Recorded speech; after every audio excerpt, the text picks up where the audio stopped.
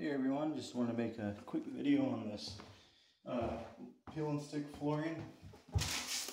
Basically you're just peeling the back off and it's not real sticky. And I don't know how well you can see this, but I got it down to the subfloor. There was laminate here. You can see they used glue and all the backing, the paper backing was stuck on the floor. But you're gonna have to get that off if you're up against this problem.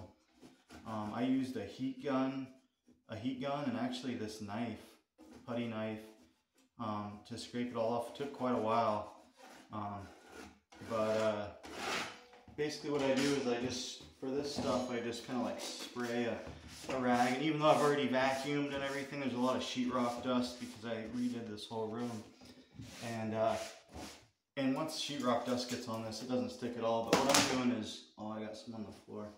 But I'm using just a little bit of liquid nails. We'll see how this works. I think it's definitely going to work better than nothing at all, because like I said, once it gets kind of clogged up with a little bit of sheetrock dust, there's not much sticky to this at all, really. I just put a little bit in the corners, not very much. Honestly, I'm putting a little bit more, just kind of like a circle towards the center, because I don't want it to spill out. I put a little bit more in the corners, and then like a squiggly line here and there. I don't want to, actually it does stick good once it's pressed down, but this is just a little extra. I'm actually working over in this area, but I'm not sure how well you can see. You probably can't see now, but basically just make sure all the sheetrock stuff's all gone, and try to clean out these little crevices with the glue and stuff. And actually, there's kind of a method to this. I'm lining up this little square with the bigger square there, like that, because it's not the same all the way around.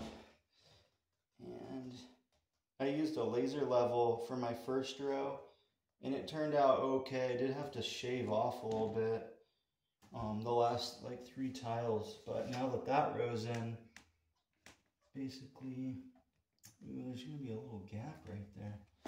I'm going to shave that corner off just so I can get this one butted up against. I'm not sure how this happened. You want to make sure you get that very first tile super square, like away from the wall, obviously, because your trim's going to cover anyway, and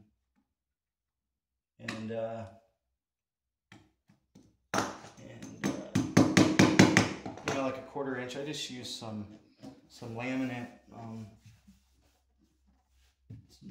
flooring. Okay, I had a small gap right there. That was why that one. And then you can just kind of use a piece of laminate like this. Hopefully you can see what I'm doing here, and just kind of get up and down. But honestly, you just walk on it. Anyway, it's called Traffic Master. The Traffic Master. They got this, the Peel and Stick Traffic Master. Got this at Home Depot. They're like, the price has changed so much. I'm interested to see whenever you guys watch this video how much they cost. But I think I paid like $120 for 3 boxes. So yeah, like 30, 60, 90, so 40. Yeah, probably like close to $40 a box, I'm thinking. Maybe it was like 38 a box, something like that. But leave in the comments if you have any questions. I'll give you an update on how these are sticking with liquid nails. Let's see, what am I using? Yeah, liquid nails. I guess you could use something else. This is what I have. But I know liquid nails, like, that stuff sticks good to everything. But anyway, like I said, this is the Baden Bay terracotta. And there are some other colors that are different prices, like the marble one, a little bit more.